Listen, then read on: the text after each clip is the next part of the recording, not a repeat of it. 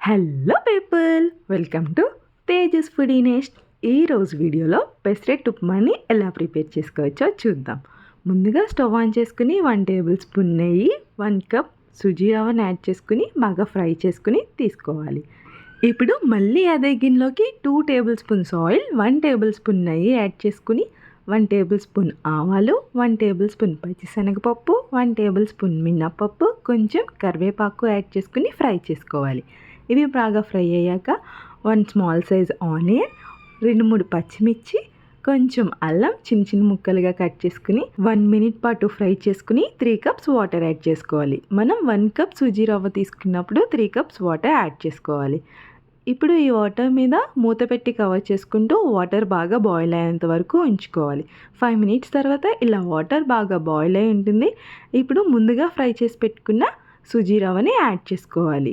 అలానే 1 table spoon salt add చేసుకుని మొత్తం అంతా బాగా మిక్స్ చేసుకుని మూత పెట్టుకుని సిమ్లో 5 to 10 మినిట్స్ పాటు కుక్ చేసుకుంటే ఉప్మా రెడీ అయిపోతుంది.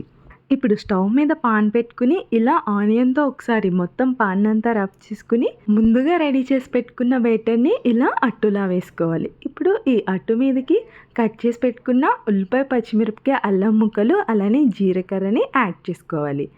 అలానే 1 గంట పాటు నానబెట్టుకున్న పెసరపప్పుని కూడా యాడ్ చేసుకుంటే పెసరట్టు టేస్ట్ చాలా బాగుంటుంది. ఈసారి మీరు కూడా ట్రై చేయండి. అలానే కొంచెం కారప్పొడి, 1 టేబుల్ స్పూన్ నెయ్యి కూడా వేసుకుని కొంచెం ఆయిల్ని యాడ్ చేసుకుని మొత్తం స్ప్రెడ్ చేసుకుని అట్టును బాగా ఫ్రై చేసుకోవాలి.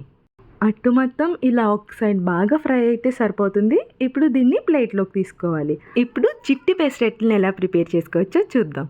పాన్ మీద ఒకసారి మళ్ళీ ఆనియన్ రబ్ చేసుకుని ఇలా పాన్ మొత్తం కాకుండా చిన్న చిన్నగా బ్యాటర్ని యాడ్ చేసుకుని ఉల్లిపాయ, పచ్చిమిరపకాయ, అల్లం ముక్క యాడ్ చేసుకుని జీలకర్ర, నానబెట్టుకున్న పెసరపప్పు, కొంచెం నెయ్యి, కొంచెం కారపొడి, ఆయిల్ కూడా స్ప్రెడ్ చేసుకుని బాగా ఫ్రై చేసుకోవాలి. ఇలా 1 సైడ్ బాగా ఫ్రై అయ్యాక వీటిని తీసుకుని ప్లేట్లోకి సర్వ్ చేసుకుంటే చిట్టి పెసరట్లు రెడీ. అలానే ముందుగా ప్రిపేర్ చేసుకున్న ఉప్మాను కూడా ప్లేట్లోకి సర్వ్ చేసుకుంటే పెసరట్టు ఉప్మా రెడీ. వీడియో నచ్చితే లైక్ చేసి షేర్ చేయండి.